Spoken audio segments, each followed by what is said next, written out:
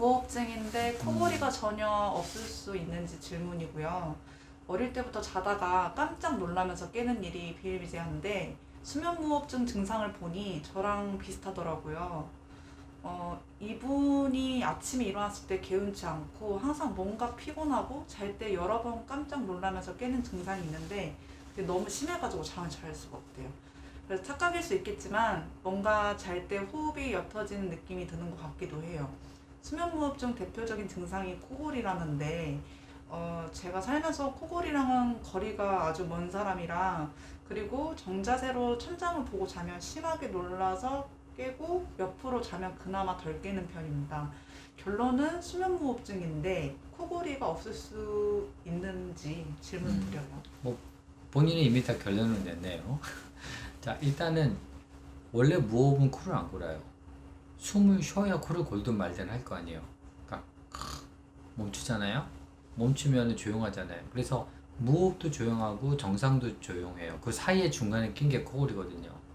그래서 원래 코를 골던 사람이 나이가 들면서 이제 무호흡으로 가면 소리가 줄어드는 거예요. 그래서 대답은 예스입니다. 그래서 무호흡이 심해질수록 숨을 안 쉬잖아요. 숨을 멈추는 게 무호흡이니까 숨을 멈추니까 숨을 쉬어야 숨 쉬는 소리에 나오는 그 비음이나 숨 쉬는 과정 중에 나오는 잡음이 이제 코골이인데 이제 그게 나올 수가 없죠. 코골이가 숨을 안 쉬니까. 그래서 무호흡이 심하면 심할수록 조용하고 그 다음에 일반 호흡과 구분하기 어렵다라고 이해하시면 될 것 같고요.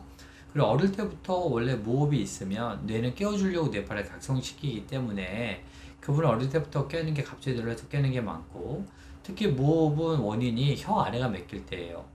혀 위는 이쪽 코 맥히면 산소가 이리로 들어오고 양쪽 코 맥혀도 입으로 나오기 때문에 무호흡이 나오기 힘들거든요.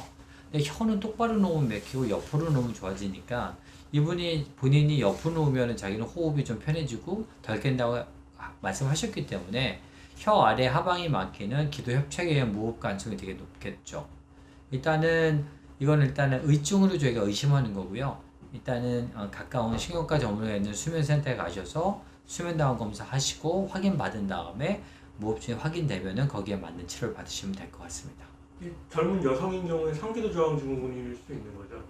상기도 저항 증후군은 아니에요. 상기도 저항 증후군은 무호흡이 없어야 됩니다. 상기도 저항 증후군은 약간 코골이랑 무호흡 중간이 상기도 저항 중이거든요. 그래서 무호흡이 올 것 같은 거를 선제적으로 깨워주는 게 상기도 저항 중이라 상기도 저항 증후군은 깨는 게 많아서 자기가 구분 스스로가 어려워요. 물론 여성들 상기도 저항 증후군이 많지만 상기도 저항 증후군은 무호흡을 안 가려고 먼저 선방으로 뇌가 깨는 거예요.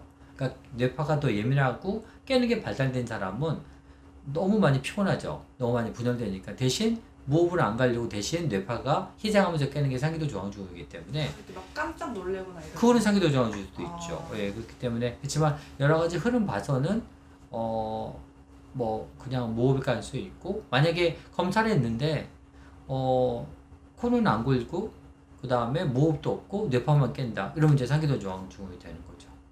그래서 원래 무호흡과 상기도 저항 증후는 다른 질환이고 무호흡으로 진행되는 걸 막기 위해서 깨는 건게 상기도 저항 증후인 게 되겠죠.